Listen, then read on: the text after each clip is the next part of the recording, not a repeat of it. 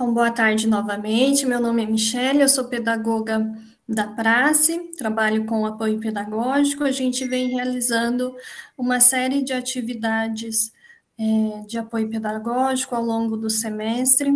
Hoje, quem vai estar aqui conosco é o professor Márcio Vitiello. O professor vai falar, o tema da sua fala é avaliação como método de construção do conhecimento.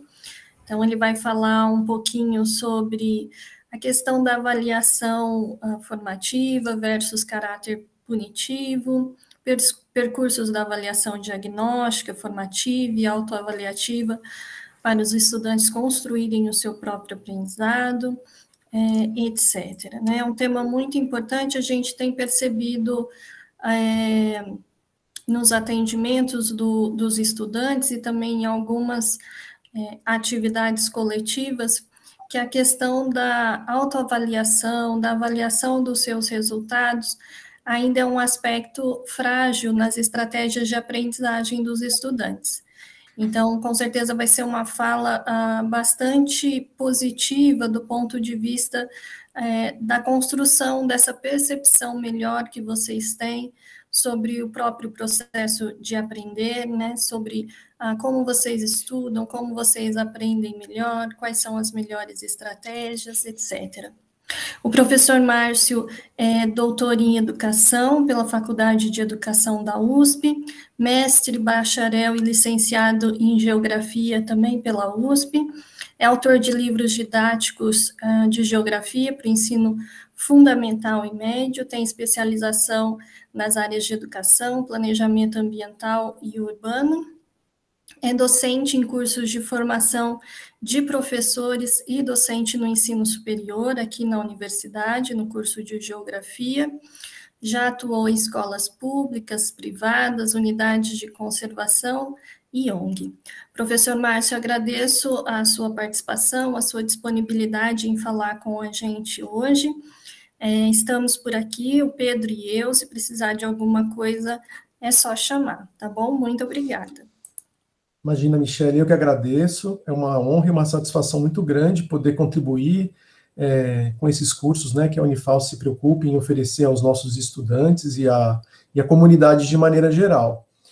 E esse tema da avaliação, eu considero um tema central no sentido de que a nossa cultura, né, a herança que a gente recebeu do ensino, na maioria das vezes, predominantemente tradicional, que é o ensino hegemônico, né, que associa a avaliação a uma prova, a uma maneira da gente ser testado no final do processo de aprendizagem apenas, né, muitas vezes apenas com o intuito. Então eu vejo aqui nos meus estudantes, mas isso é de uma cultura, não é uma questão de culpabilização, né, dos indivíduos, mas é de uma cultura que a gente veio, né, uma cultura que nos forma para passar no vestibular, uma cultura competitiva que nos coloca sempre em disputa com os nossos colegas, né, e não em ações de solidariedade, numa relação hierárquica professor-aluno,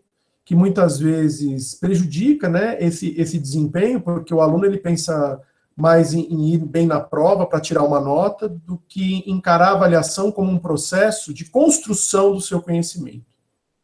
Então, o objetivo da minha fala aqui hoje é um pouco flexibilizar essa visão que a gente tem sobre avaliação, porque acho que o maior interessado nesse processo, em primeiro lugar, somos nós mesmos, né? O quanto que a gente foi capaz de aprender. O quanto que esse curso, por exemplo, me ofereceu e que foi significativo, né, para a minha formação. O quanto que a minha trajetória acadêmica, durante os anos que eu tive na faculdade, possibilitou que eu amadurecesse em relação aos conceitos, aos métodos. Hoje, nos novos currículos, né, nas competências e habilidades, qual o caminho que eu percorri, aonde que eu consegui chegar, né? Eu vou compartilhar aqui a minha tela, que eu fiz uma apresentação aqui no PowerPoint, só um minutinho. Pessoal, daí ao final, depois, se vocês quiserem, vocês podem também fazer as perguntas, tá?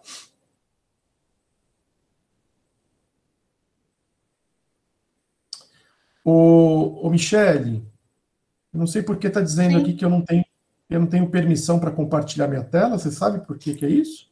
Deixa eu ver aqui só um pouquinho. Curioso que isso nunca me ocorreu.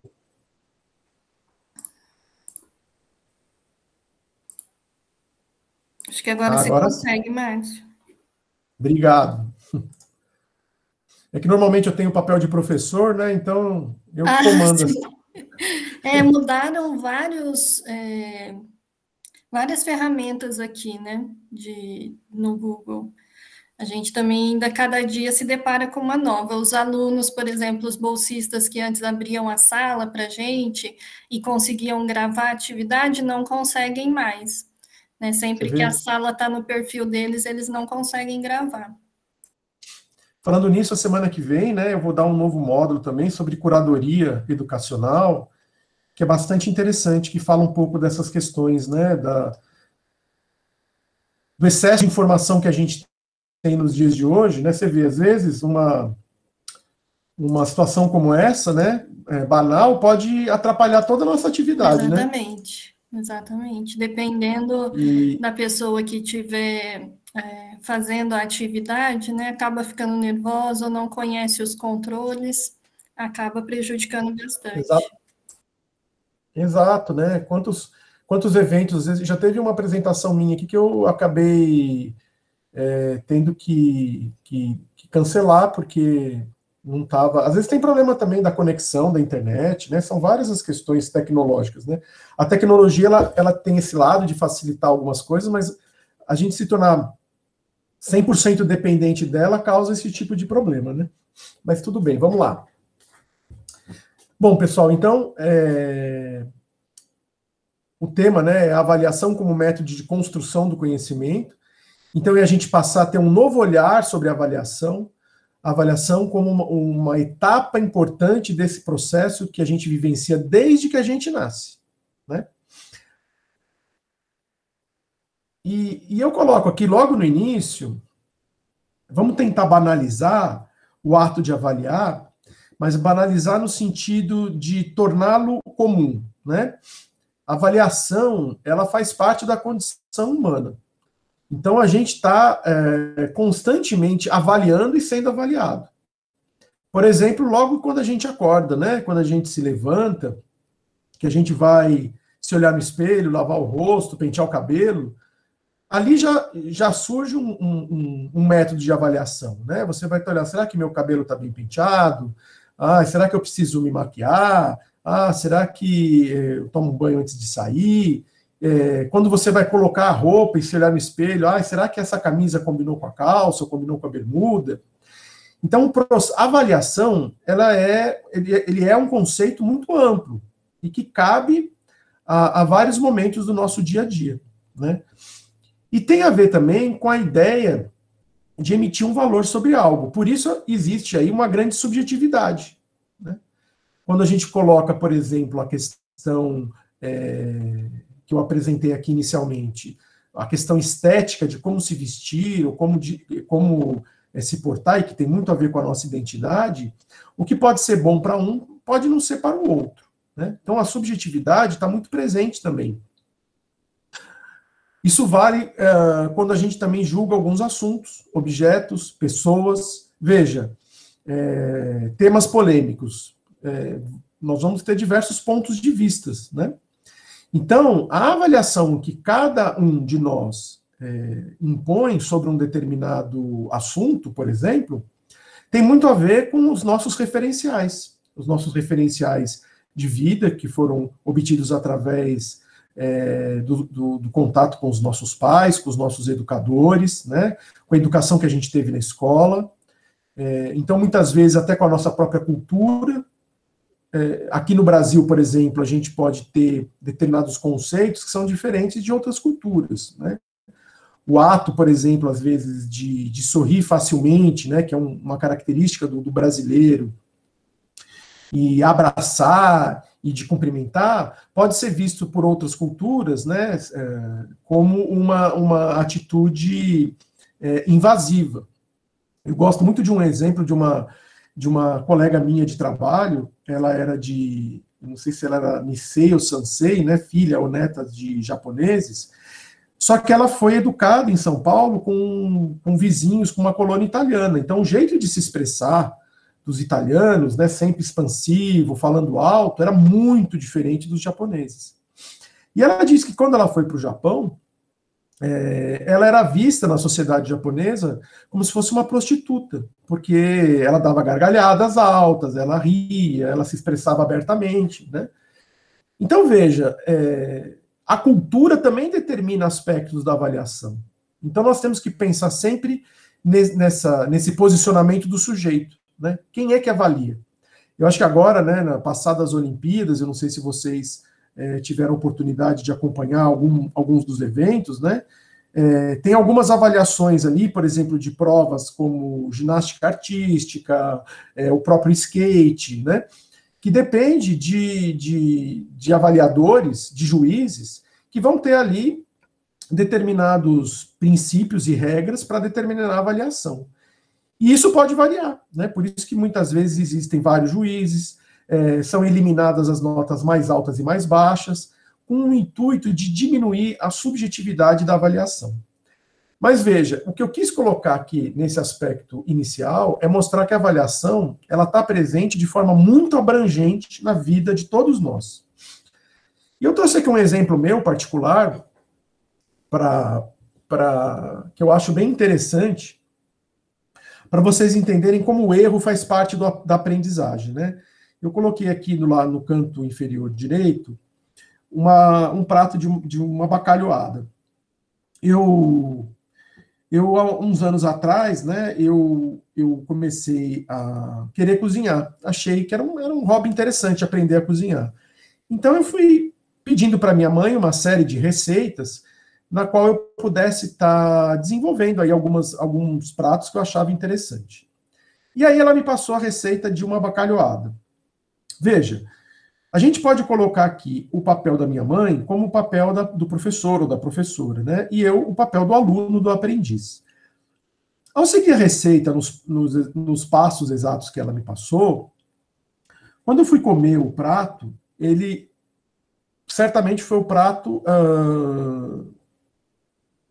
mais, vamos dizer assim, o pior prato que eu já tinha feito em toda a minha vida, né?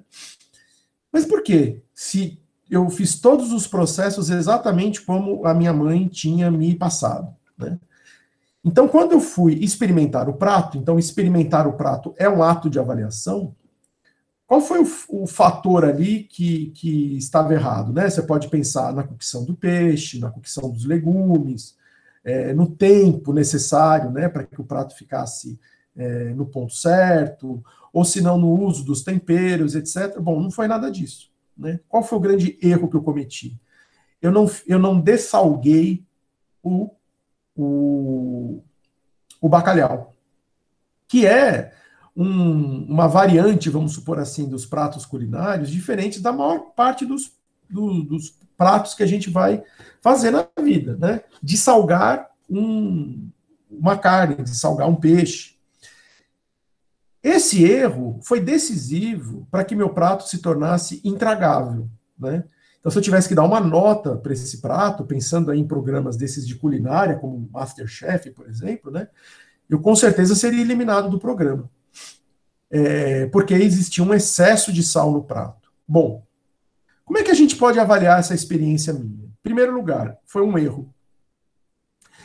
Esse erro, ele pode, de um lado, criar um trauma e falar, eu nunca mais vou comer bacalhau, não quero mais fazer bacalhau, né? Ou ele servir de desafio, né?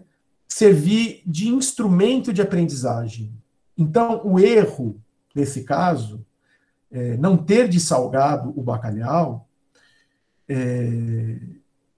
fez com que eu aprendesse a necessidade desse processo e nunca mais cometesse esse erro. Então, veja, eu aprendi com o erro. Então, essa é a primeira questão que a gente deve levar com o ato de avaliar, né? Eu fiz várias bacalhoadas depois dessa, com certeza todas elas foram muito melhores, né? E eu aprendi. Então hoje eu tenho isso como uma referência até para eu ensinar. Um dia, se alguém for aprender a fazer bacalhoada, eu falo, ó, a primeira coisa você tem que salgar o peixe, né? O erro faz parte da aprendizagem. A gente não deve ver o erro como um fato de punição e de autoflagelo, né? Isso vale tanto para os professores no processo de apreensão, quando eles utilizam a avaliação, mas até nós como alunos. Vamos acolher o erro. Eu gosto de dar um outro exemplo também, rapidamente aqui, para não me estender muito. O primeiro livro que eu escrevi foi um projeto da Fiat Automóveis para comemoração dos 500 anos do Brasil, na virada do milênio, né? E eu me encontrei com o diretor e ele veio assim todo o diretor da Fiat, né? E eu era o autor do livro, então eu era mas eu era muito jovem na época ainda, mas eu deveria ser uma referência, né, para o ensino. E ele virou para mim e perguntou: como é que você está achando, né? Você acha que esses livros vão ser utilizados nas escolas, né? E aí eu respondi para ele: não, com certeza, né? O livro vem de encontro ao que as escolas precisam. Eu falei isso achando que eu estava assim, né, abafando, que, nossa, eu estou correspondendo à expectativa do diretor da empresa, né? Ele virou para mim e falou assim: não, de encontro não, vai ao encontro, né? Eu me senti extremamente humilhado, né? Falei, putz, eu sou autor do livro e eu falo em português. Hoje eu vejo, né, esse uso, esse erro comum, né, no uso do ir de encontro significa se chocar contra, né? Que tem um sentido completamente diferente de ir ao encontro, que é atender às necessidades. Aquele momento foi um momento que eu me senti bastante constrangido, mas eu acolhi o erro, né? Então hoje eu aprendo com isso e ajudo a ensinar as demais pessoas, tá? Então vamos pensar, primeiramente, de partida nesse sentido, que a avaliação ela deve ser uma contribuição na nossa formação. Ninguém é perfeito, ninguém sabe tudo, por outro lado também ninguém não sabe nada, né? A gente vai estar sempre aí entre o 0 e o 10, já que existe uma escala de avaliação, mas sempre aprendendo, e a gente tem que aprender com os erros, né? Esse é um primeiro passo importante. A segunda questão que eu trago aqui para vocês é para vocês pensarem na amplitude conceitual da avaliação, né? Eu coloquei aqui, assim, bem por cima, 6 livros que eu tenho e que falam sobre avaliação. Então, a avaliação ela é um tema central no processo de aprendizagem, né? Haja visto a quantidade de publicações que existem aí que atendem a diferentes percursos, né? Então, parte dessa bibliografia eu utilizei aqui para pensar na nossa discussão, e muitas delas trazem esse olhar, né? A avaliação, superar a visão tradicional de avaliação como uma prova, um teste no final do percurso.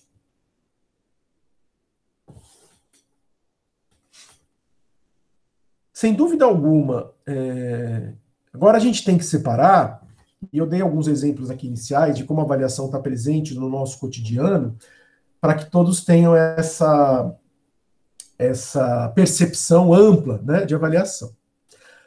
Só que existe a avaliação escolar. A avaliação escolar, que é a avaliação pela qual a gente tem maior contato, né, durante o nosso período de ensino. Então, todos nós aqui, eu não sei vocês, mas eu era daqueles alunos que eu sentia aquele friozinho na barriga no dia de fazer uma prova, né? Ainda mais quando eram provas que eu precisava de nota, os exames dos vestibulares, nessa competição toda. Então, a avaliação escolar, ela acompanha e acompanhou todo o nosso percurso desde os primeiros anos, né, que a gente entra na educação infantil até os dias de hoje. A ideia da avaliação escolar, sem dúvida, é avaliar a aprendizagem. Então, eu preciso ter um parâmetro para que eu possa entender se aquele aluno ou aquela aluna adquirir os conhecimentos básicos determinados para aquela faixa etária, ou para aquele ano, ou para aquela série, e se ela estaria habilitada para seguir para os demais anos, né? Nesse sentido, a gente poderia dividir aqui a avaliação nos aspectos qualitativos e quantitativos. Os qualitativos, no sentido do conhecimento, como é que eu posso avaliar esse conhecimento? E veja, aí entra a questão que eu falei anteriormente, o que eu espero daquele aluno em relação, vamos supor, eu como professor de geografia, que aspectos do conhecimento geográfico seriam importantes para que ele adquirisse no 6º ano ou no 7º ano, né? E o quantitativo é em relação à totalidade daqueles assuntos que eu tratei, quantos que o aluno foi capaz de desenvolver a aprendizagem. A avaliação, na maior parte das vezes, né, quando a gente estrutura, um professor estrutura um curso, existe a avaliação formal. Então, eu posso avaliar por meio das provas, eu posso avaliar por meio de trabalhos individuais ou trabalhos em grupo, por meio de atividades, né, por meio de exercícios, testes. Mas também, a gente pode também avaliar, às vezes você tem um aluno que demonstra dificuldades, por exemplo, em uma habilidade que é a memorização, né? Grande parte dos estudos no ensino tradicional se pautam na memorização. Eu mesmo lembro das minhas aulas aqui de física, química, que eu ia muito bem nas provas, mas se eu tivesse que fazer as provas hoje, provavelmente eu não teria esse desempenho. Por quê? Porque eu memorizei as fórmulas, fiz a prova, tirei a nota, passei e esqueci aquele conhecimento, né? Por outro lado, eu posso ter uma presença nas aulas, eu participo, eu faço perguntas, eu me envolvo com o tema. Então, essa é uma forma também de se avaliar o desempenho dos alunos no período escolar.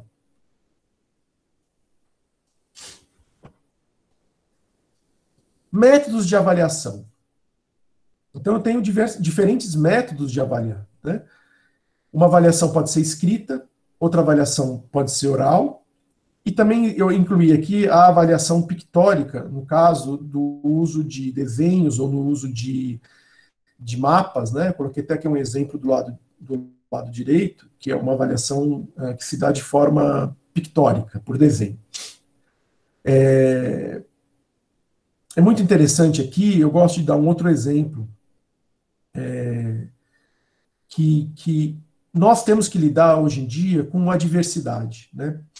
Eu lembro que eu me senti muito mal uma vez por ter reprovado uma aluna, porque ela não conseguia construir uma frase. Ela não conseguia construir uma frase. E ela estava na universidade, né? A gente tem que pensar que foi criado um modelo, né, que parece que o aluno, para se formar, ele precisa seguir determinados padrões de conduta e etc.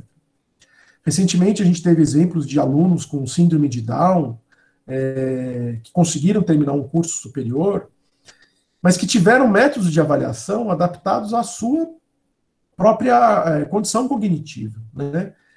E eu não sabia na época, era um erro meu. Essa aluna tinha dislexia, né? Tem um filme bastante interessante, eu não sei se vocês já assistiram, chama Como Estrelas no Céu, que fala dessa abordagem, né, com alunos com esse tipo de problema. Provavelmente, se eu tivesse a opção, naquele momento, de utilizar outras formas, outros métodos de avaliação, ela teria um desempenho muito melhor. Então, veja, eu também tenho que pensar possibilidade de avaliação conforme o perfil do meu aluno. Então, a avaliação escrita, ela pode ser um fator limitante para algumas pessoas, assim como a avaliação oral, né? Os alunos muito tímidos têm uma dificuldade absurda, né, em se expressar oralmente, em se expressar em público, né?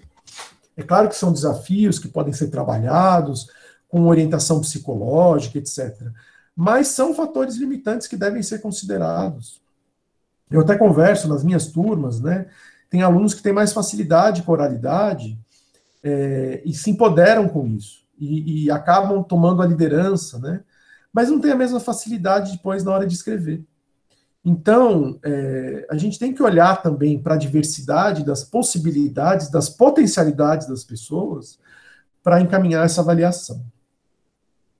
As avaliações também podem prever a descrição, podem ser expressivas, podem ser analíticas e podem ser reflexivas. Aqui cabe a mesma situação anterior, né? Tem alunas que têm potencial descritivo enorme, conseguem ver com detalhes determinados aspectos, enquanto outros são mais críticos, são mais analíticos, né? Verticalizam outra forma de avaliação de um objeto ou de um fenômeno. Os trabalhos também a gente deve estimular, devem existir, né, de forma concomitante, trabalhos individuais, trabalhos em grupos e trabalhos em duplas, né? Todos eles, muitas vezes, uma das preocupações, né, quando a gente faz um trabalho em grupo, é de que 2 ou 3 alunos, ou 1 ou 2 alunos acabam fazendo e os demais não. Isso, na verdade, depende da forma com que se organiza a possibilidade de avaliação em grupo, né?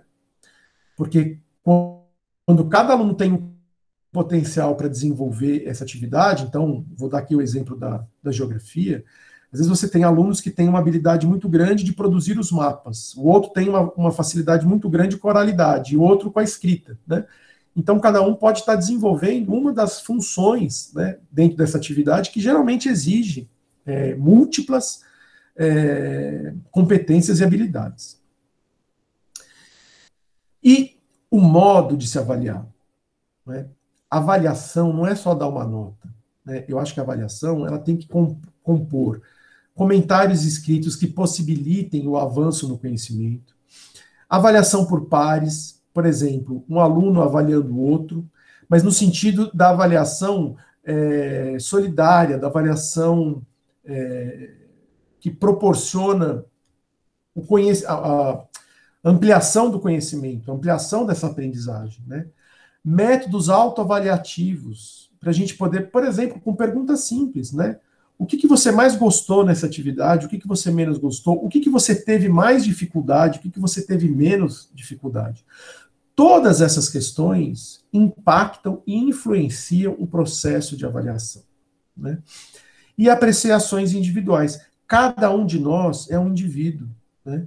Então, aqui talvez esteja um dos grandes gargalos do nosso projeto educacional, né? Em escolas onde você tem uma relação professor-aluno de um professor para 40 alunos, é muito difícil trabalhar com apreciações individuais, né? O professor não dá conta, ainda mais quando ele tem várias turmas. Então, esse acaba sendo aí um limitador dentro do trabalho de avaliação quando você tem turmas muito grandes. Por isso que existe aí uma proposição de que para você melhorar a qualidade de ensino, basta melhorar a proporção professor-aluno. Porque daí você beneficia o processo de avaliação, né? Ele passa a ser um processo de avaliação mais individualizado e que permite um acompanhamento melhor por parte do docente.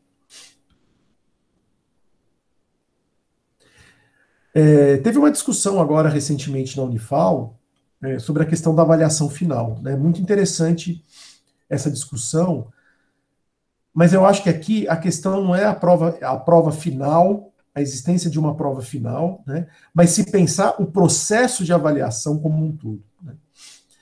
De acordo com a Lei de Diretrizes e Bases da Educação Nacional, de 1996, né? Tá lá. A verificação do rendimento escolar, ela deve observar o critério de avaliação contínua e cumulativa do desempenho do aluno. Só que aqui tem um aspecto que eu acho importantíssimo para todos nós, né? Inclusive, quando vocês se preocuparem, né, em relação, por exemplo, ao momento atual que a gente vive da pandemia, onde a gente está tendo uma dificuldade muito grande em, por exemplo, cumprir as cargas horárias necessárias, né? Por isso que ali a própria LDB já afirma que existe prevalência dos aspectos qualitativos sobre os quantitativos e dos resultados ao longo do período sobre as eventuais provas finais. por isso que eu chamo a atenção de todos aqui, todas, em relação, quando a gente está no curso, de observar, né, os aspectos qualitativos. Então, por exemplo, eu tenho alunos que chegam para mim e falam: ah, professor, eu não vou conseguir cumprir aquela carga horária, eu não consegui atingir determinado pontuação, né?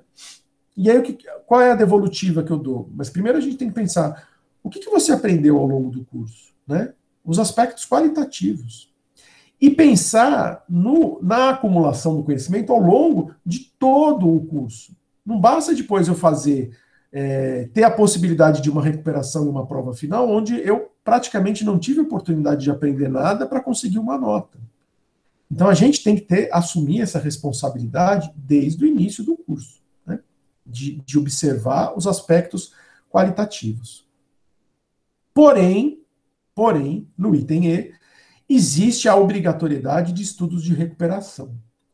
Mas eu entendo aqui que em estudos de recuperação significa exatamente aquilo. Por exemplo, eu fiz aquela bacalhoada salgada. Em tese, eu já seria reprovado, né? Mas eu preciso ter uma segunda chance.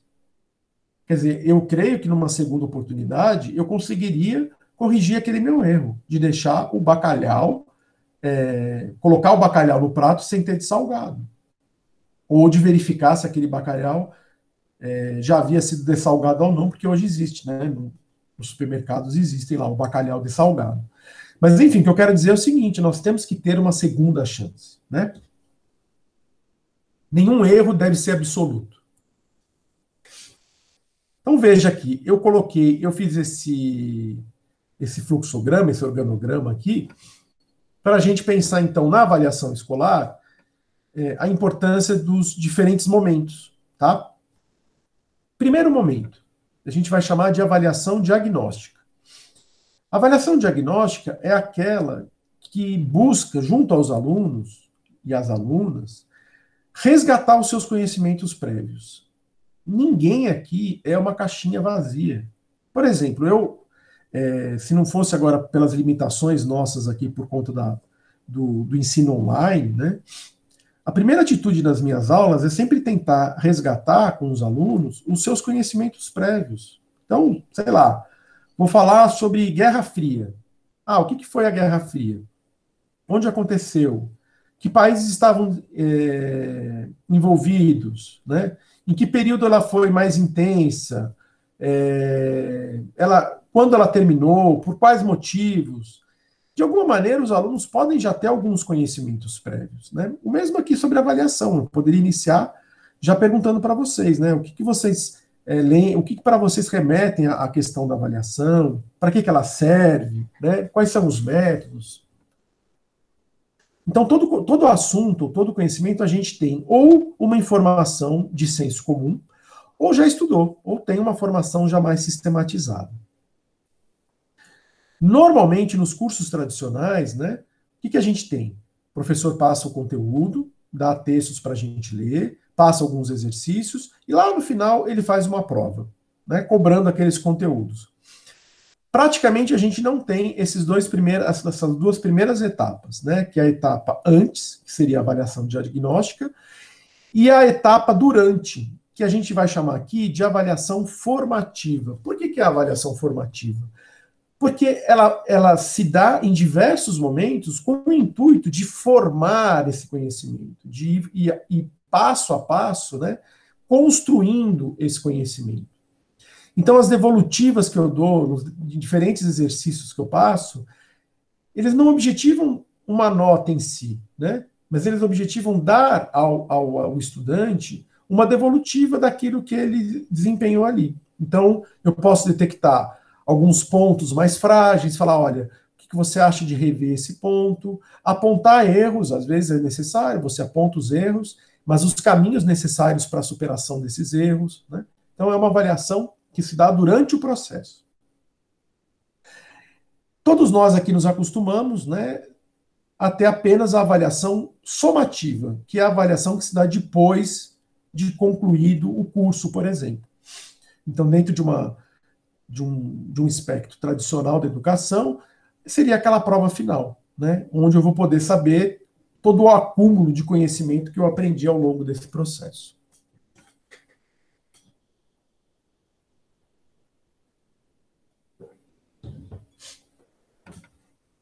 Então, como eu coloquei ali, a avaliação tradicional, ela dá maior ênfase na avaliação somativa, lá no final, né? E aí eu não tenho muito tempo para me recuperar, né? Eu não tive tempo de reavaliar os conhecimentos prévios, eu não tive tempo de dialogar com o professor sobre as minhas fragilidades, né? Eu acredito que tudo que está colocado aqui é o que todos nós, de uma maneira ou outra, vivenciamos ao longo da nossa vida escolar, né? Recebemos notas que nos classificam ou de 0 a 10 ou de A a E. Portanto, ela é hierárquica, e isso às vezes causa um enorme constrangimento até dentro da classe, né? Quando a gente tem essa competição entre os alunos. Isso, no meu tempo, não teve isso, mas pelo menos na época da minha mãe, dos meus avós, era comum até existir uma segregação com os alunos que tinham a pior nota. Então, os alunos que iam melhor nas provas, eles sentavam nas primeiras carteiras, e os piores sentavam nas últimas. Essa hierarquização que se dava por meio da nota, né, era um controle social. Eu excluía, eu intensificava essa segregação. Então, o melhor aluno passava a sentar no melhor lugar, e ele tinha o seu desempenho melhorado, e o pior aluno sentava no fundo da classe, e com certeza tinha o seu desempenho piorado. Então, eu já selecionava, ela tinha a função de selecionar os melhores alunos, né? Essa já é uma outra discussão, quando a gente pensa no papel social da escola, da inserção profissional dos alunos, mas existia, né? E existe. Não é porque que eu não vivenciei isso, né? Essa é uma situação comum em muitas escolas ainda. Essa avaliação também é punitiva, né? O professor muitas vezes chantageia o aluno, né? Você não estudou, tirou nota vermelha, então tem uma punição, né? Você vai ser reprovado. O objetivo principal dessas provas era o de memorização. Então, o aluno que tinha uma boa capacidade de memorização, ele conseguia excelentes notas. O medo era utilizado como forma de controle, né? Como eu falei agora há pouco, essa chantagem. Era fragmentado, né? Porque a avaliação ocorria num único momento, lá no final. Então, eu não tinha a possibilidade de, ao longo de todo o processo, entender a avaliação. O erro associado ao fracasso. Quer dizer, é o que eu coloquei lá no início, né? Putz, eu fiz uma bacalhoada que ficou muito salgada. Que fracasso, né? Nunca mais vou fazer uma bacalhoada.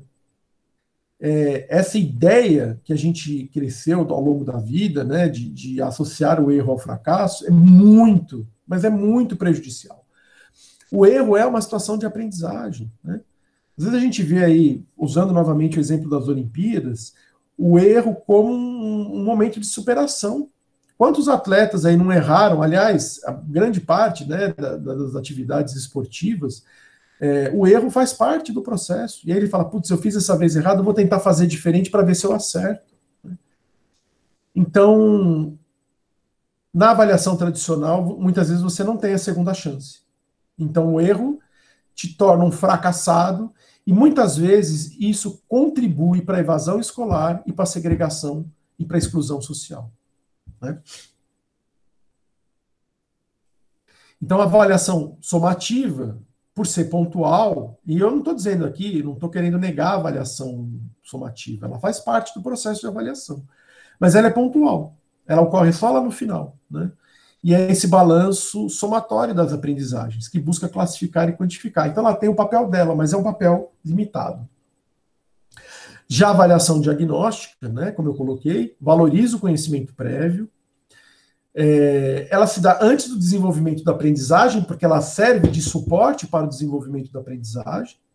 Então, muitas vezes, o aluno traz um conhecimento ali esparso, né, sobre um determinado tema, e a partir dali ele consegue encontrar uma espinha dorsal, né, para desenvolver o seu processo de aprendizagem pessoal. verifica a presença ou ausência, né, das competências e habilidades pré-estabelecidas, aí utilizando esse jargão atual que a BNCC introduziu, né, contribui para que o professor, ou para que nós mesmos, enquanto estudantes, planejemos a nossa aula, o nosso curso. Muitas vezes, quando eu estudei numa escola pública, no ensino fundamental, e no ensino médio eu fui para uma escola privada, e eu percebi que eu tinha uma defasagem muito grande em relação a algumas áreas do conhecimento. Então, aquilo contribuiu, né, eu poder observar, por meio de uma avaliação diagnóstica, onde eu deveria me empenhar mais. Eu vou dar um exemplo aqui de uma avaliação diagnóstica que eu faço com alunas e alunos da pedagogia, utilizando o mapa do Brasil em branco, né? Eu entendo que a gente trabalha na geografia muito com a linguagem cartográfica, porque, na realidade, isso aqui é um texto, ele exprime uma série de conhecimentos. Eu poderia ficar aqui 1 hora falando em cima desse mapa, né? A formação territorial do Brasil, a divisão dos estados, as divisões regionais, o que existe em cada região, o que existe em cada estado, enfim. Mas eu posso utilizar essa linguagem pictórica como um ponto de partida para que os alunos se autoavaliem, né? O que eu sei particularmente sobre o meu país, o Brasil, né? Eu reconheço esse mapa como sendo o mapa do Brasil.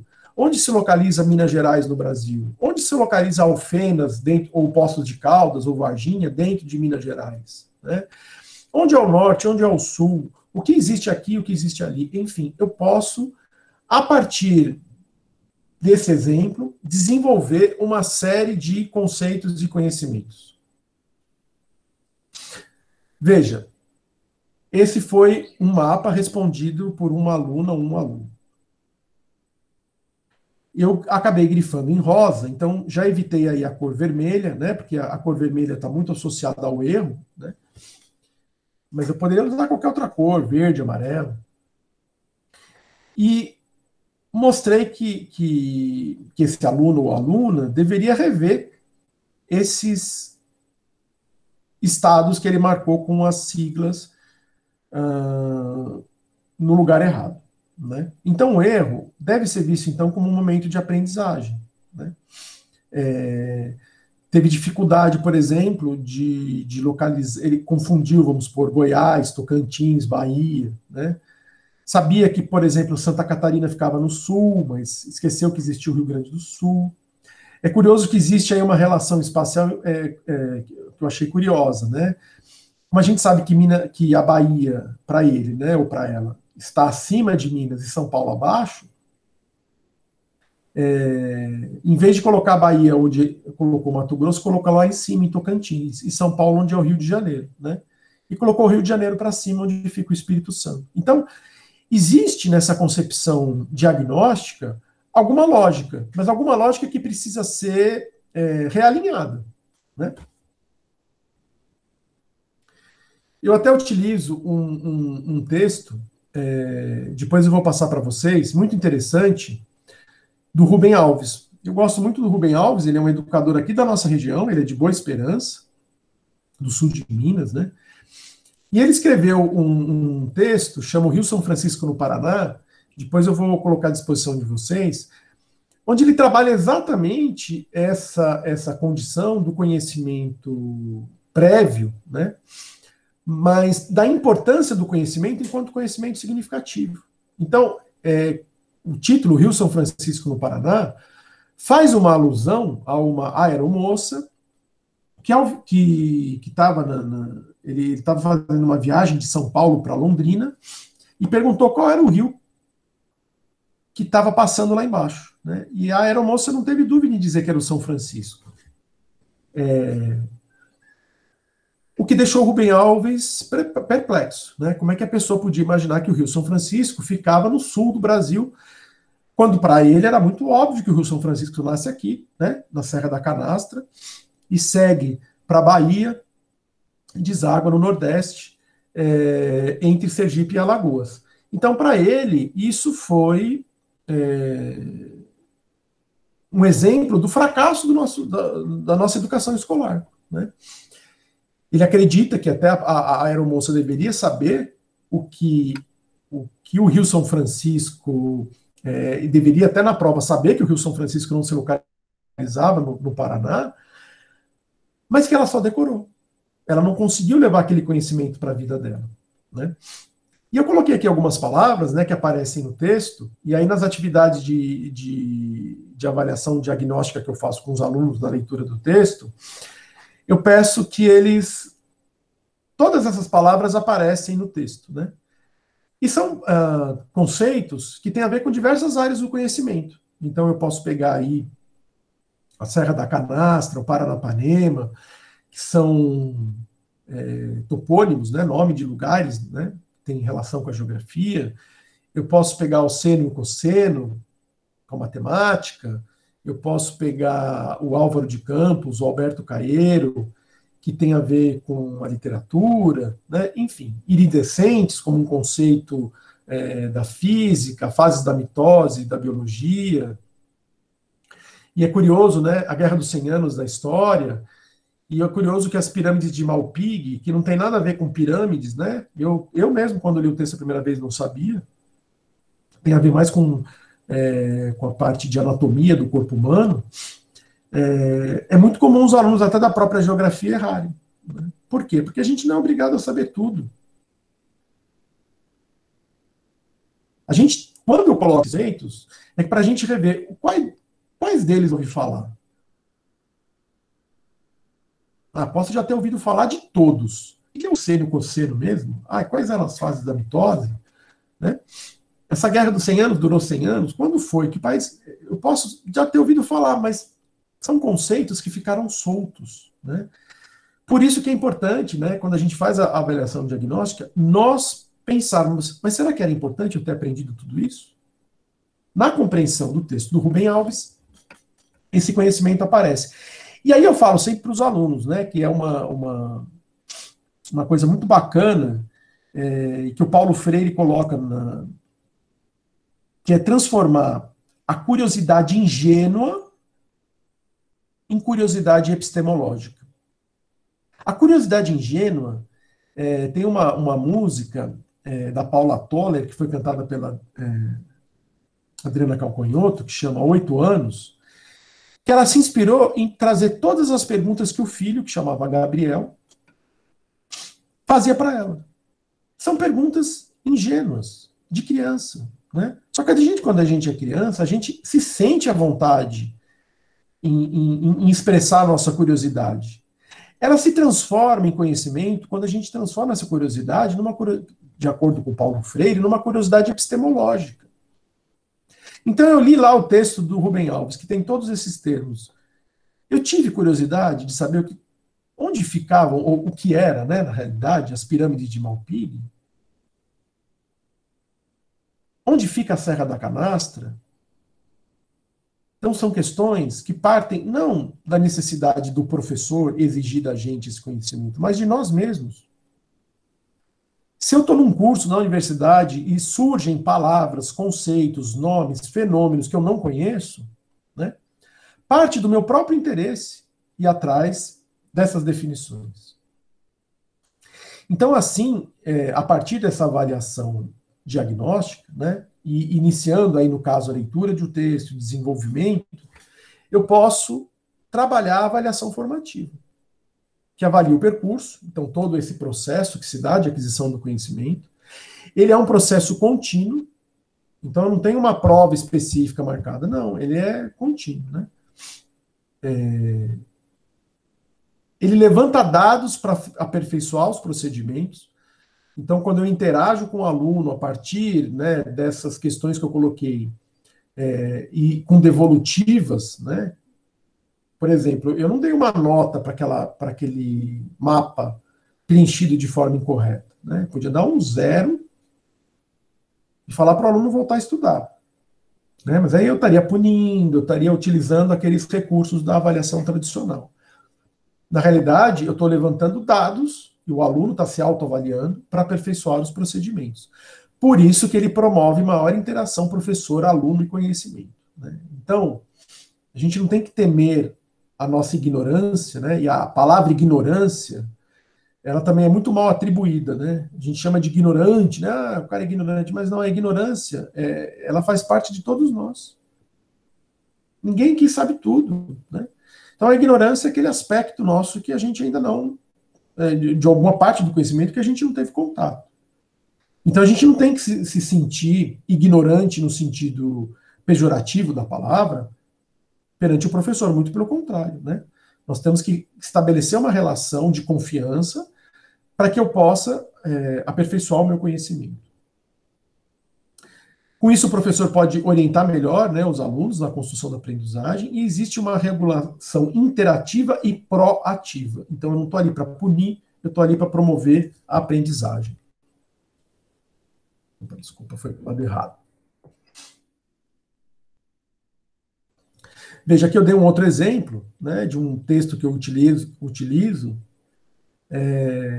com a quantidade de conceitos que existem nesse texto. Muitas vezes, e na maioria das vezes, né, na universidade, nós recebemos textos para leitura, principalmente nos cursos de humanas, né, a gente tem muita utilização de textos. Nem sempre, e na maioria das vezes, o professor não vai se ater a determinados conceitos, né, porque ele subentende que esses conceitos devem ter sido suficientemente trabalhados na educação básica, né? Então, num simples textos que eu utilizo na pedagogia, e eu coloco essas palavras, né, eu entendo a dificuldade da maioria dos alunos, e até porque a gente tem que levar em consideração que a educação básica pode ter sido deficitária, da necessidade que a gente tem de rever todos esses conceitos. Porque só assim eu vou conseguir construir esse novo conceito. Uma vez dando aula numa universidade, isso já faz uns 15, 20 anos atrás, eu percebi a dificuldade dos alunos em entender o que eu estava falando. Aí eu interrompi a aula e fiz isso. Cada palavrinha eu coloquei num papel, sorteei, cada aluno teria que trazer o seu conceito, né? A sua definição para aquele conceito. E uma aluna, isso era o último ano do curso de geografia. Ela ia ser professora no ano seguinte. Guerra Fria, né? Eu dei esse exemplo lá. Guerra Fria. Ela responde: foi uma guerra num inverno muito rigoroso. A atitude imediata de um professor dentro da avaliação tradicional era punir essa aluna. Como é que ela chega no último ano do curso de geografia e não aprendeu que a Guerra Fria foi um período geopolítico, né, de hegemonia entre a potência capitalista, os Estados Unidos e a então União Soviética, do bloco comunista? Como é que ela não sabia isso? Houve ruídos durante todo o processo de aprendizagem dela para ela chegar no último ano e não saber. Então foi necessário que eu rever os meus métodos para que a gente conseguisse unificar tais conceitos, né? Eu não sou obrigado, quando eu estou lendo um texto, por exemplo, e surge a palavra heteróclitas. O que é heteróclitas? Cabe a mim buscar transformar essa curiosidade em curiosidade epistemológica, né? Mas nem sempre eu sou capaz, por isso que é importante essa mediação do professor diante da avaliação formativa. Veja, num segundo momento, né, esse aluno teve a possibilidade de colocar onde era o Rio São Francisco, de corrigir o mapa, perceber onde é que ficava São Paulo, né, através da leitura do texto com o Rubem Alves, entender que o rio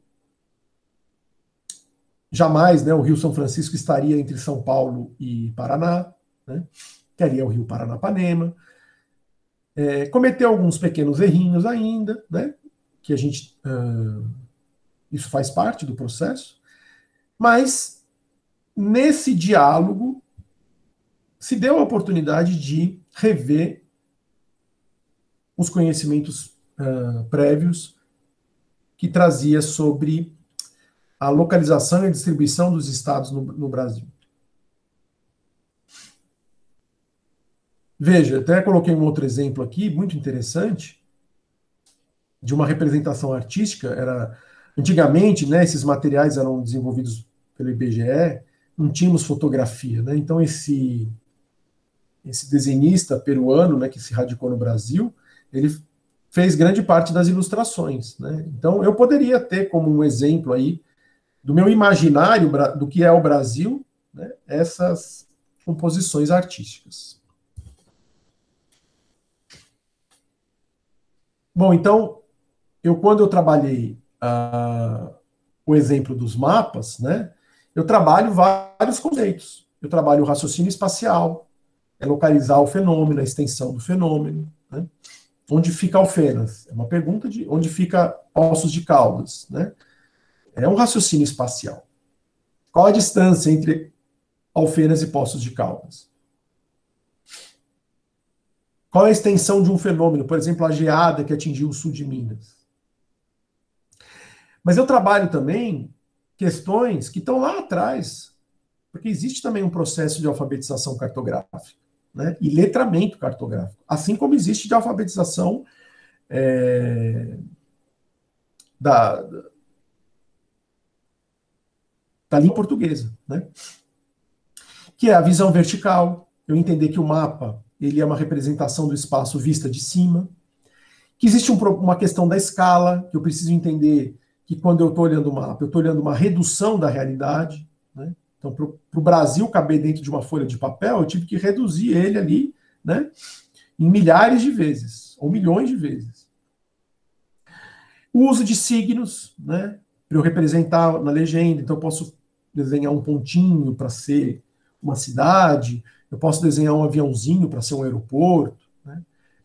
E hoje em dia, o uso de tecnologias digitais, que eu acho que é um avanço fantástico aí, todos nós temos aplicativos como Google Earth e Google Maps. E aí, olha a importância, né, do trabalho do professor. Não é dar um zero, né? É poder orientar o aluno sobre aquela atividade. Então, eu coloquei assim: não saber a localização exata da maioria dos estados brasileiros, como você demonstrou inicialmente, é relativamente comum, pois o ensino tradicional exige apenas que decoremos esses dados. E é o que eu digo, né? Por exemplo, você viu lá, nevou em São Joaquim, Santa Catarina. Poxa, nevou no Brasil, onde é que nevou? Essa é uma curiosidade ingênua que eu vou transformar em curiosidade epistemológica. Eu vou entrar lá no meu Google Earth, no meu Google Maps, vou descobrir onde fica São Joaquim. Falar, olha, fica aqui que fica a Serra Catarinense. Eu não estou decorando, eu não estou memorizando, eu estou associando as coisas. Com isso, gente, eu vou criando um repertório cultural do conhecimento, né? Então isso vale para tudo, né? A vacina ela consegue estimular o nosso sistema imunológico. Poxa, como é que isso acontece? Então vamos lá, vamos ler um texto a respeito, vamos aprofundar o conhecimento, né? É transformar a curiosidade ingênua em curiosidade epistemológica. Só que no ensino tradicional, como a gente foi estimulado só a decorar, onde que faz frio no Brasil? É em Santa Catarina. Não teve sentido para mim. Eu não me impactei com aquela informação. Mas eu me impactei agora, assistindo o jornal, vendo que estava nevando no Brasil. Então, essa é uma primeira orientação. Segunda, quando ela coloca uma sigla de Roraima no Mato Grosso, pode ser um descuido. Então, eu não vou punir por isso, né?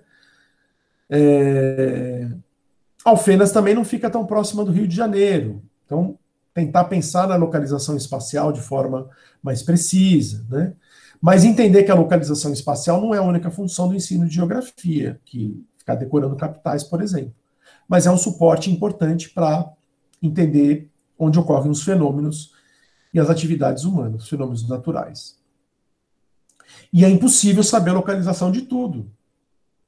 Então, milhões de cidades não existem no mundo, de vilas, de vilarejos, né? Mas é importante criarmos a curiosidade ingênua. Então, acho que esse é o suporte da construção do conhecimento. Onde fica? E transformá-la em curiosidade epistemológica. Por isso existem recursos como os atlas, né, que eram os mais tradicionais, que a gente utilizava antigamente, mas hoje existem os aplicativos. Exercite isso no seu dia a dia. Então não é para se preocupar com a prova que eu vou ter no final do semestre, né?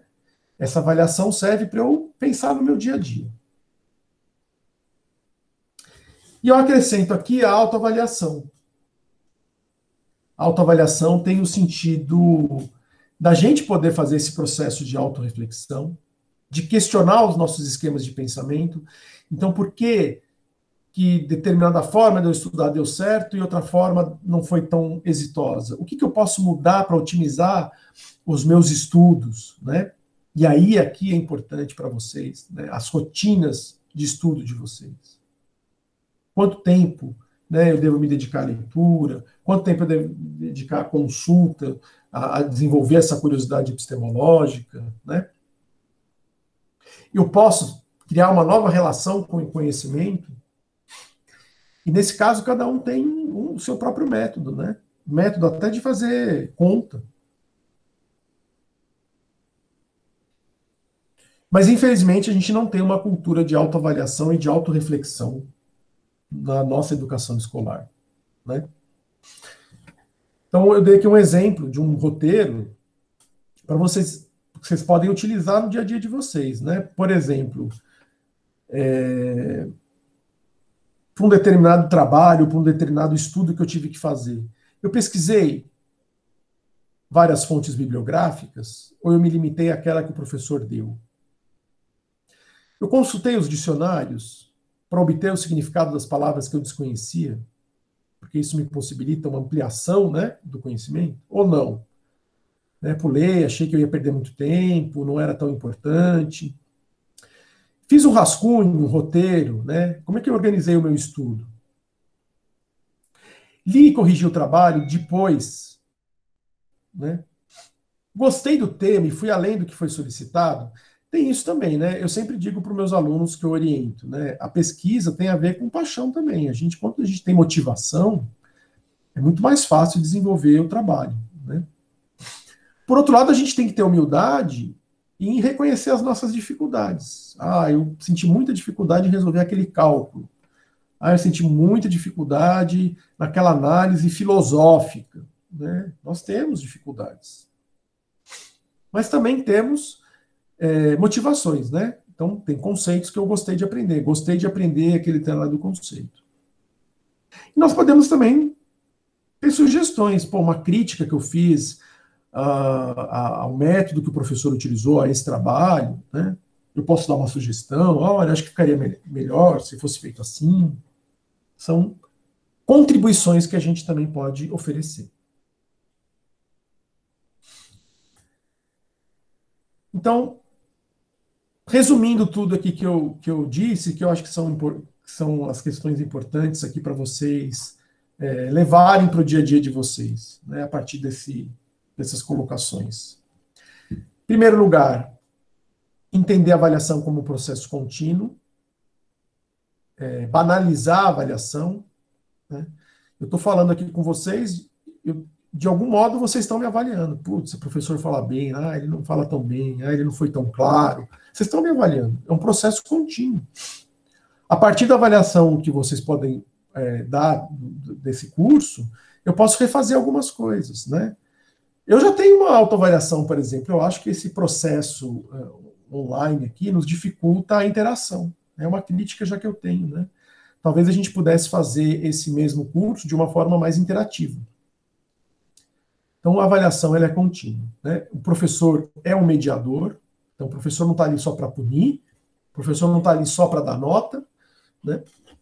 Ela é inclusiva no sentido que ela vai acolher o erro para sua superação, e não o erro ser visto como um fracasso. A prova é vista como um momento de estudo.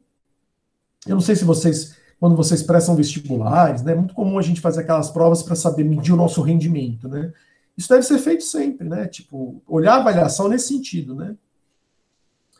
A regulação ela é proativa, ou seja, é importante avaliar? É importante. Mas ela deve ser um instrumento para melhorar e não para desestimular, né?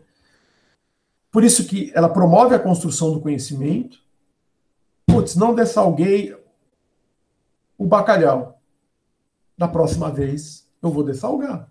Então eu construí um novo conhecimento que eu não sabia. É um instrumento de auxílio. Deve prever o ensino participativo e dialógico. Dialógico é de diálogo, né? Então, onde a gente possa dialogar com o professor, interagir com o conhecimento, né? Por isso é um momento de ação, reflexão, de volta para a ação novamente, né?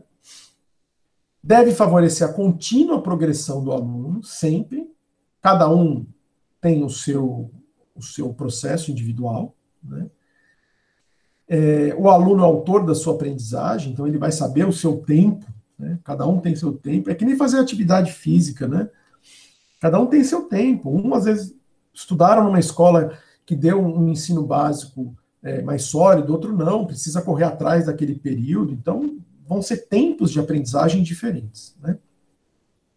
E vai valorizar mais, né, as avaliações diagnósticas e formativa e não apenas a somativa, tá?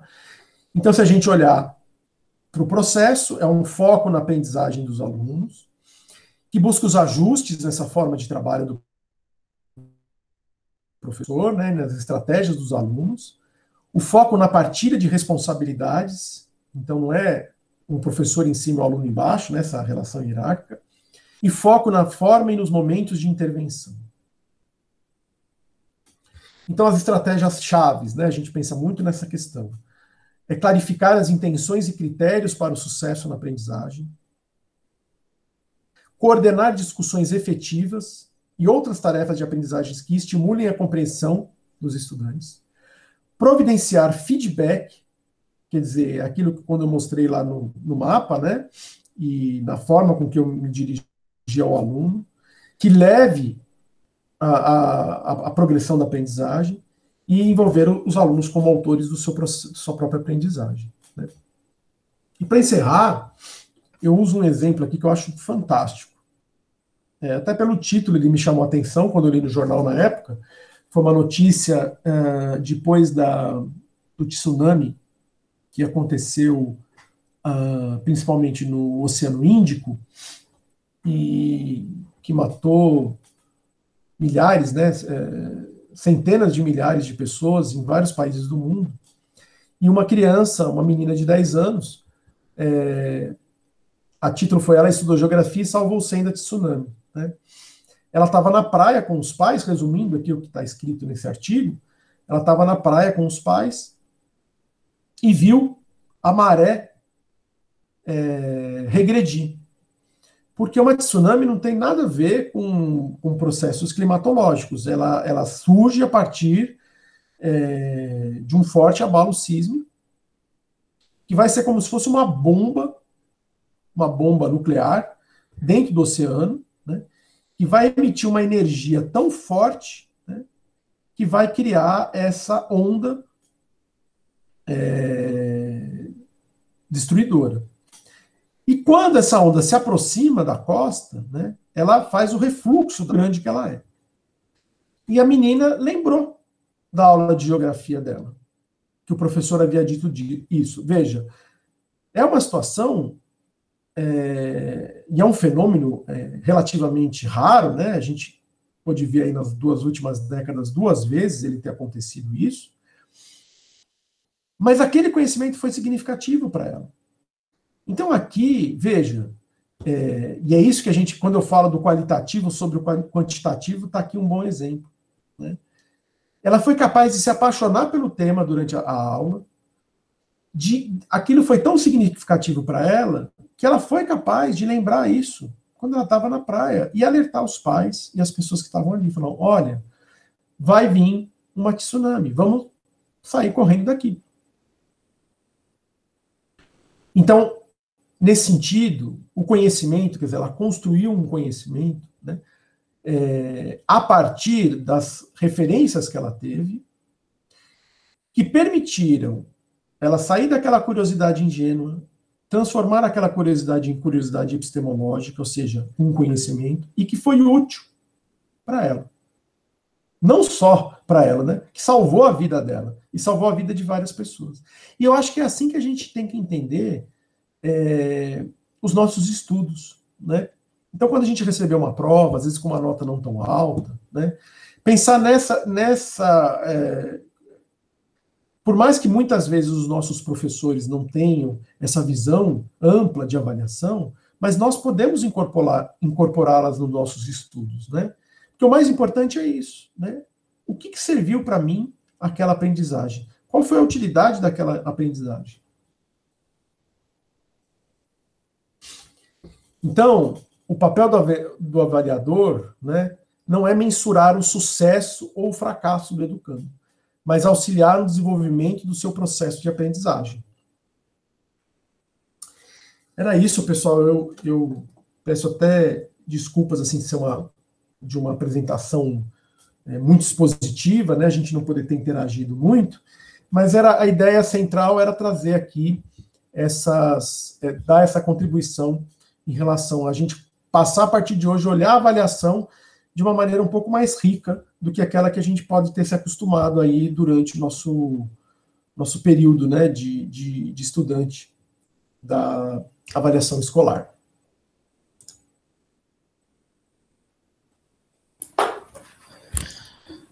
Pessoal, vocês fiquem à vontade para fazer perguntas para o Márcio, ou se quiserem fazer comentários também, podem abrir o microfone ou podem colocar aqui no chat. Márcio, eu agradeço muito pela sua fala, ela vai ao encontro do que a gente tem discutido bastante nos encontros com os estudantes, e eu queria reforçar uma coisa que você falou aí no finalzinho da sua fala, né? Que nem sempre ainda, mas a gente está avançando muito, mas nem sempre a gente tem um professor que tem essa visão, né, de avaliação formativa. Mas que mesmo nesses casos os estudantes podem usar estratégias de autoavaliação que vão propiciar uma abordagem mais profunda da aprendizagem, né? Então, a gente tenta trazer esse processo de autorreflexão durante todo o processo de estudo, processo de aprendizagem, depois, né, o processo de autoavaliação ao final.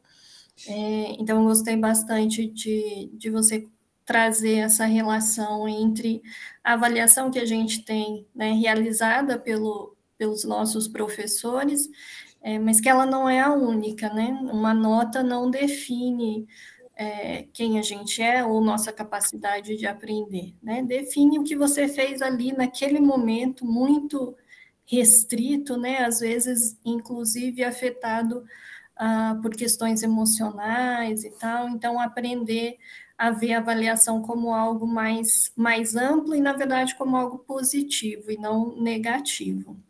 Eu acho, viu, Michele? Primeiro, assim, a gente está sempre aprendendo, né, em primeiro lugar. Eu, enquanto professor, mas enquanto aluno também, a gente, nessa relação dialógica, a gente está aprendendo com os alunos, né, e com as alunas. Então, a todo momento, assim, a gente tentar valorizar as avaliações, pensando, assim, na minha formação, não é? Então, muitas vezes, uma avaliação, ela acaba sendo até mais significativa quando a gente identifica aquele erro e fala, nossa, realmente eu poderia ter feito de outra forma, olha isso aqui, e a gente aprende, né? E quando a gente valoriza esses momentos, porque muitas vezes a gente está preocupado só com a nota, né? Eu entendo, é parte da nossa cultura, né? Aí eu tenho alunos que às vezes até eu falo assim, gente, mas o importante aqui é aprender, é ter acesso ao conhecimento, né?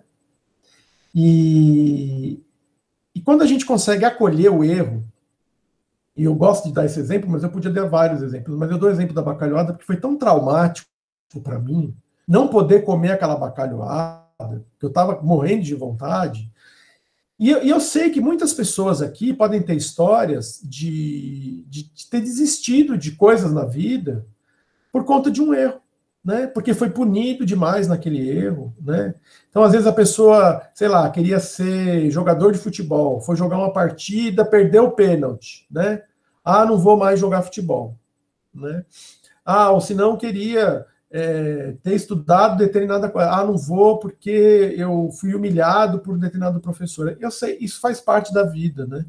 Eu tenho uma frasezinha que diz o seguinte, é uma coisa meio de autoajuda, mas eu acho que nesses tempos sombrios que a gente vive, a vida é uma estrada cheia de buracos. Feliz daqueles que têm bons amortecedores. Quer dizer, nós não vamos viver a vida sem cair em buraco, né? Faz parte da vida. Então, o erro é a mesma coisa.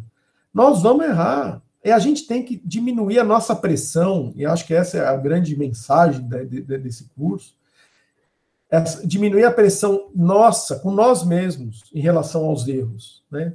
Acolher melhor os erros, e não só em relação às nossas avaliações escolares na vida, né? A gente acolheu o erro, errei, né? Assumir, putz, errei, podia ter feito de outra forma, né? E ter uma segunda chance, dar uma segunda chance, né? Eu acho que é isso, talvez trazer um pouco dessa leveza para os momentos atuais, né? Para a gente lidar com isso. Agora, claro, né? Você tem toda a razão. Às vezes a gente vai encontrar um professor extremamente tradicional, falando do que adianta toda aquela conversa, né? Mas aí cabe a nós encontrar essa ideia, né, de relevar um pouco, né, de não se culpar tanto, né, quando a gente não recebe a nota que a gente esperava, enfim. Mas era essa a ideia. Eu gostei bastante daquele quadro que você trouxe, que pode ajudá-los na autoavaliação. Se puder compartilhar comigo depois, eu mando por e-mail para quem estava aqui hoje. Tá. Eu vou. Ô, Michele, você tem. Depois eu não sei se você tem o meu e-mail, mas depois eu te passo todos esses textos, tudo que eu comentei aqui, que quem tiver interesse, né, são textos bem bacanas, são bem legais, e acho que aguçam um pouco a nossa relação com conhecimento, né? Porque é o que eu falo para os alunos, a gente, para quem faz, por exemplo, geografia, né, os conhecimentos, a gente cria essas áreas, né, mas eles são muito mais amplos do que isso, né? Então, eu posso pensar, por exemplo, na bacalhoada, me reflete a cultura portuguesa, eu posso pensar na minha bisavó, sabe? E entra a questão da memória afetiva. A gente tem que pensar o mundo dessa forma, né? A gente não está dentro dessas caixinhas que criaram, né? Parece que tem uma caixinha aqui. Não. Então eu acho legal. Depois eu te dou todo esse material, inclusive a apresentação que eu fiz aqui, eu te passo também. Tudo que você precisar, você me fala, eu te mando por e-mail. Ótimo. Pessoal, e vocês, não querem fazer alguma pergunta, algum comentário sobre avaliação? Alguma questão que vocês gostariam de trazer aqui para discussão sobre avaliação? Ou contar alguma experiência que viveu, alguma experiência traumática, que nem eu com a minha história da bacalhoada aqui. Ninguém tem uma história assim de que aprendeu com um erro, né? Até foi engraçado outro dia, né? Eu fui comer pizza aqui eu moro em Areado, né? Você está onde, Michele? Alfenas. Você está em Alfenas mesmo. Então, aí eu fui ter uma pizza na Pedra, um negócio assim aqui na pizza. Uma pizzaria. Isso foi antes da pandemia, né? Eu achei engraçado porque o garçom foi lá, ele colocou a pedra fervendo na mesa e não avisou ninguém, né? E era a primeira vez que eu estava indo lá comer essa pizza na Pedra. E eu fui botar a mão, né? Aí eu queimei a mão, né? Assim, toquei e senti que queimei, né? E aí, na hora, assim, eu experimentei do meu próprio veneno quando eu falo essa questão de aprender, né? A resposta dele não foi pedir desculpa, falar assim, desculpa, esqueci de avisar. Ele virou e falou assim, agora você aprendeu. Quer dizer, mas é um fato, né? Aprendi mesmo, ele tinha razão, quer dizer, eu até dei risada na hora, porque é assim, a gente às vezes aprende, né? Levando choque, enfim, a vida tem esses percalços, né? Eu aprendi algo sobre o idioma espanhol uma vez. A gente foi num evento, num congresso de educação, a Edna, que é pedagoga aqui, e eu estávamos, né? E eu tinha falado para ela, uma vez eu vim em Buenos Aires e comi parrilha, nossa, que carne boa e tal, quero comer. E aí a gente terminou o evento, a gente perguntando para o taxista onde tinha parrilha. E ele não entendia de jeito nenhum o que eu perguntava. E a Edna morrendo de rir da minha cara. E eu tentando explicar para ele, né, parrilha, churrasco. A Edna até brincava, falava assim, vaca, mu. E ele pensando, quando a gente estava quase chegando no hotel, ele parou e falou assim, parrilha? Aí eu disse, sim, né, para mim, parrilha e parrilha, para mim é tudo a mesma coisa, mas para eles são letras diferentes, né? O som representa letras diferentes. E eu nunca mais esqueci que o R lá fala com esse tremer a língua, né? Senão parece J para eles, e aí por isso ele não entendia o que eu falava de jeito nenhum. Mas a Edna ri da minha Perfeito. cara até hoje. É muito, Eu tentando muito comum. explicar para ele. Aliás, o Pedro levantou a mão, mas eu só quero dar mais um exemplo. Não vou dar um exemplo, eu vou falar uma questão. Um dos maiores traumas que eu tenho da minha adolescência eram as aulas de inglês. Né? Eu achava que aquilo era. E depois, né, com o passar dos anos, e a gente vai vendo assim, poxa, mas eu me traumatizei tanto, né, para estudar uma língua estrangeira, quando na realidade, Michele, quando a gente aprende uma língua estrangeira, a gente aprende aquela língua, mas a gente mantém o nosso sotaque, né? Então, eu falo assim, a gente vai falar o inglês, é o inglês brasileiro, né? Ou o espanhol É a mesma coisa, quando a gente recebe pessoas aqui, estrangeiras, que falam português, elas não falam com sotaque alemão, com sotaque...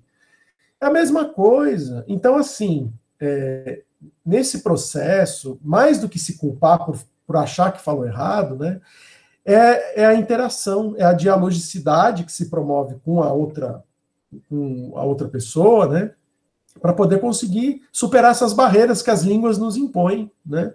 E você deu um excelente exemplo, né? Muitas pessoas, isso é muito comum, às vezes deixam de viajar, deixam de fazer cursos no exterior, porque a língua se torna uma barreira, né? Por quê? Porque a gente se pune, né? Ah, eu não vou poder falar errado, eu não vou poder... imagina, né, se eu fizer pronúncia, que vergonha. Então, esse é um exemplo, né? Oi, Pedro, o que você ia falar ali? Você levantou a mão? Oi, professor. Só queria falar que foi muito boa toda a palestra. Deu para entender muito bem os conceitos. E realmente, quando a gente para pensar nos traumas que a gente tem com a aprendizagem, a gente vê como que isso acompanha a gente durante a vida. E eu senti muito isso no começo da universidade, com o cálculo. E aí eu lembrava que sempre tem aquelas brincadeiras pesadas, né? Sempre tem algum tipo de bullying se você não vai muito bem em algum tipo de disciplina, se você erra e você recebe uma punição muito forte. E é muito legal a gente reaprender a lidar com isso e deixar esses traumas para trás e ter boas experiências. Eu acho que, pelo menos as aulas que eu tive boas experiências, professores compreensivos, pessoas compreensivas, são coisas que eu aprendi e carrego até hoje, e com certeza vou carregar por muito tempo na vida e não vou esquecer. Então, achei muito legal tudo isso que o senhor trouxe, essa questão de Que legal, repensar muitas Ô, coisas. Pedro, você só me diz aonde que você está estudando, que ano que você está? Eu estou no 7º período de administração pública do campus Varginha, da Unifor. Poxa, olha que relato interessante, né? E outra, né, Michele, ele é um sobrevivente, vamos dizer assim, o Pedro, né? Ele lutou contra o bullying, mas muitos, Pedro, infelizmente, surge a evasão, né? Eles não conseguem Sim, lidar com essa pressão, né?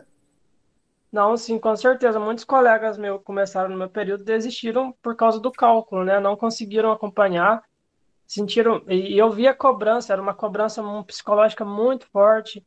E mesmo com o apoio dos colegas, a pessoa falava, eu não vou conseguir.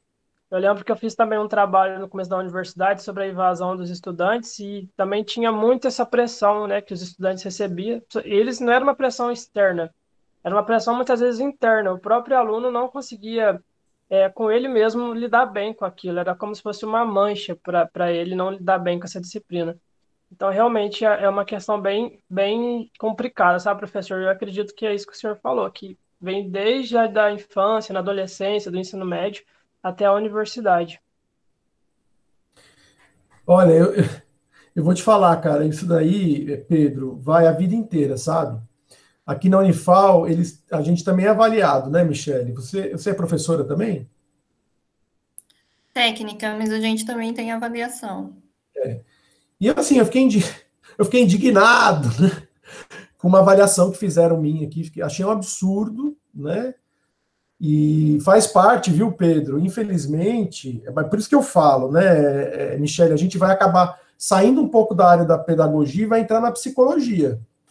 A gente tem que desenvolver recursos psicológicos, né, para lidar com essa situação, porque a gente não foi criado para isso, né? O erro ele é punitivo, então parece que assim, se você não fez, você não sei o que lá, né? Quer dizer, é uma coisa pesada, né? E isso prejudica, porque quando afeta o nosso psicológico, nosso desempenho com certeza, né, ele diminui, né? O nosso interesse diminui. Então, a gente sabe que existe professores ainda que têm métodos muito tradicionais, que punem mesmo os alunos, né?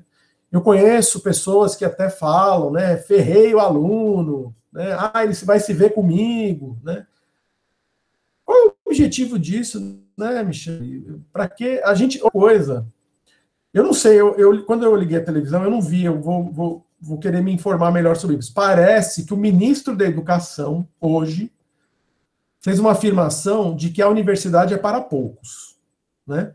Olha, o ministro da Educação utilizar essa expressão, a universidade é para poucos, né? Quer dizer, quando ele coloca esse tipo de coisa, que eu acho que é uma afronta muito grande a todos nós, né? Mas tem colegas nossos que esquecem que esse tipo de atitude que segrega o aluno da universidade, que amplia a evasão escolar, ele dá munição para esse tipo de afirmação. Porque se você, vamos supor, o Estado, né, Michele? Você tem lá 40 alunos ingressam na universidade, formam 5, alguma coisa está errada, né? Então eu falo assim, pô, eu estou investindo um dinheiro, mas só estão saindo 5 alunos lá. Então a gente tem que repensar também do ponto de vista da estrutura universitária, qual é o papel da avaliação. Né? Porque, na realidade, a gente tem que tentar aprovar o máximo número de alunos. Mas não é aprovar de qualquer jeito, né? É aprovar de modo que esse aluno tenha as chances de desenvolver a aprendizagem. Bom, Sim. vocês viram que eu gosto de falar, né? E eu acho que nós, né, como instituição de ensino, a gente tem que fazer essa autocrítica, né? Um aluno que chega na universidade sem ser aquele aluno ideal, né? E a gente raramente recebe esse aluno ideal, esse é um lugar dele aprender também. Então, o que falta ele saber para que ele passe nessa disciplina, como o Pedro falou, disciplina de cálculo, também é nossa responsabilidade ensinar, né? Não é dizer que ele não aprendeu lá no ensino médio, então lava as mãos, ou ele sai ou ele aprende por conta própria. Eu já ouvi uma vez um professor dizer, ele tinha 50 alunos, porque era uma dessas disciplinas de cálculo em que os alunos reprovam muito na engenharia, e ele sempre falava, no primeiro dia de aula, falava para os alunos que eles, na disciplina dele, só passava 10%. E ele tinha muito orgulho de dizer isso. E uma vez ele estava conversando comigo por causa da reclamação de um aluno, e ele sempre usava essa justificativa. Ele falava assim: olha, o problema não é comigo, porque se 5 alunos passam, é porque eu ensinei o conteúdo e eles fizeram a parte deles e conseguiram ser aprovados. O problema são os outros que não estudam, que não sabem. E aí a gente até teve um desentendimento, porque eu falei para ele, olha, professor, na minha opinião, esses 5 alunos passam apesar de você. Eles passariam mesmo sem o professor, mesmo se eu desse para eles o livro aqui e falava, ó, vai ser esse conteúdo, eles aprenderiam sozinhos. Então, eu acho que o professor tem que assumir mais esse papel também com os alunos. A gente fala muito de autonomia para os alunos, que eles têm que assumir o papel, sim, pela sua própria aprendizagem, assumir a responsabilidade, mas, sem dúvida, precisa da mediação, né, mais atenta e mais cuidadosa, mais compreensiva, como o Pedro disse, por parte do educador, do professor e da instituição, né? Porque às vezes só o professor na sala de aula não dá conta, por isso a gente precisa dos serviços de apoio, né? De apoio pedagógico, da psicologia, da monitoria, das tutorias, né? O aluno ele vai demandar diferentes tipos de apoio, e isso é responsabilidade, sim, da instituição. A gente tem uma responsabilidade social, né? Se entram 40 alunos, também acho muito triste e inadmissível a gente formar 4, formar 5. É claro que as pessoas mudam de ideia e têm todo o direito de mudar seu projeto de vida, seu projeto profissional. Mas o que a gente sabe pelas pesquisas é que essa evasão está muito relacionada a essas dificuldades que ocorrem aqui. Eu acho, Pedro, que essa é uma construção conjunta, né? Eu acho que os alunos, às vezes, têm muito medo de dialogar com os professores, mas, como o Márcio disse, a gente está em constante aprendizagem, né? Então, às vezes, o professor também ainda não aprendeu sobre essas questões de avaliação, e eu acho que o aluno, de uma forma respeitosa, abordar o tema com o professor é muito positivo. Mas, se de toda forma não for possível, eu acho que vocês terem essa visão de avaliação já ajuda muito. Eu tenho 2 exemplos, assim, muito presentes na universidade, que é: o aluno começa uma disciplina que ele já sabe que é difícil, os colegas falaram, que tem muita reprovação, ele vai mal na primeira prova e desiste, né? É muito isso, eu não sei lidar com esse resultado negativo. E geralmente ele desiste sem fazer uma avaliação sobre isso, né? O que ele não soube, o que ele pensou que sabia que não estava certo, o que faltou fazer, no que o professor pode ajudar, quais o outro tipo de ajuda que ele tem que procurar. E também essa concepção de que, mesmo que eu não consiga passar agora, né, que eu precise de um tempo maior, é importante eu ficar até o final, para aprender o que for possível, para elaborar estratégias emocionais também. Então, os alunos desistem, né, no primeiro resultado negativo, eu vou deixar essa disciplina para depois, vou deixar para depois, vou deixar para depois.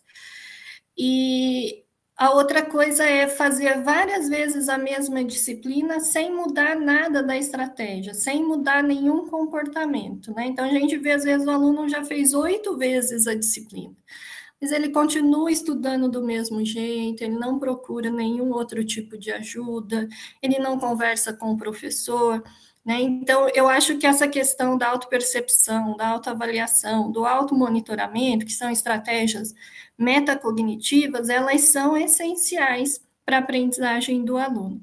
E eu acho que cabe também a nós, como instituição, ensinar as estratégias e a importância delas, né, para a aprendizagem, para o sucesso acadêmico. Gente, mais alguma pergunta? Acabei falando demais? Sem dúvida, muito legal, Michele. Eu acho que é bacana, eu acho que a ideia aqui era mais essa, né? Mais do que ficar enchendo a cabeça deles de novos conceitos, né? É trazer essa questão de avaliarem as suas estratégias de aprendizagem, de entenderem que o erro não é ruim, né? Eu acho que a gente tem essa coisa muito, errar é feio, errar é ruim, errar... Não, mas, sabe, eu já começo lá, a primeira prancha minha eu falo da bacalhoada, que é para desconstruir completamente essa ideia, né? Vamos dar risada, às vezes, do erro, né? Putz, olha, que prato horrível, né? Vamos dar risada e falar, poxa, na próxima vez eu já sei, Né? Veja, e eu nunca mais vou errar. O cara aqui de Areado que viu minha mão queimar, a gente deu risada por causa disso, né? Eu falei, ui, né, sei o que, reclamei. Eu falei, agora você aprendeu. E é verdade, né? Agora, quando eu for comer pizza lá, eu já sei que eu não posso botar a mão na pedra que ela vai estar quente. Isso. Isso vai acontecer de maneira geral com a gente muitas vezes, né? Então, é mais isso, trazer um pouco de leveza para esse momento que a gente está vivendo, tá? E aí, a semana que vem, a gente se reúne aí, não sei se é o mesmo grupo, né? Vai ser um outro tema, que eu acho bem bacana, que é um tema bem bacana, que é a curadoria educacional, que é mais voltada à questão, assim, de escolhas, né? As nossas escolhas, os nossos percursos, porque no momento que a gente vive, assim, a distração, ela está tão ao nosso lado aqui, né? O celular, eu posso estar aqui ligado, conectado, mas eu vou estar lá vendo outras coisas. Isso são escolhas, né? Isso é a curadoria. Então, vai ser um pouco sobre isso que a gente vai abordar, tá bom? Bacana, pessoal. Participem semana que vem, é o mesmo link, o mesmo horário, às 14 horas. É um tema bem bacana e bem diferente, assim, a gente nunca teve ainda uma atividade com esse tema, então acho que vai ser bem legal e abre outras possibilidades. Eu agradeço a presença de vocês. Márcio, agradeço novamente a sua presença. Depois que ele me passar os materiais, eu mando para vocês por e-mail e fico à disposição se vocês tiverem alguma dúvida, tá bom? Legal, eu queria só agradecer também, Michele. E a semana que vem eu vou, para tornar uma coisa mais dinâmica, né, envolver todo mundo, eu vou montar algumas coisas meio que interativas aqui, porque daí a gente pode ir lá no comecinho, né, para não ficar só eu falando, então eu vou montar uma atividade interativa aí com todo mundo. Então vai ser bem bacana contar com a participação de todos. Muito obrigado, Michele. Uma boa tarde. Eu que agradeço. Tchau, gente. Boa tarde.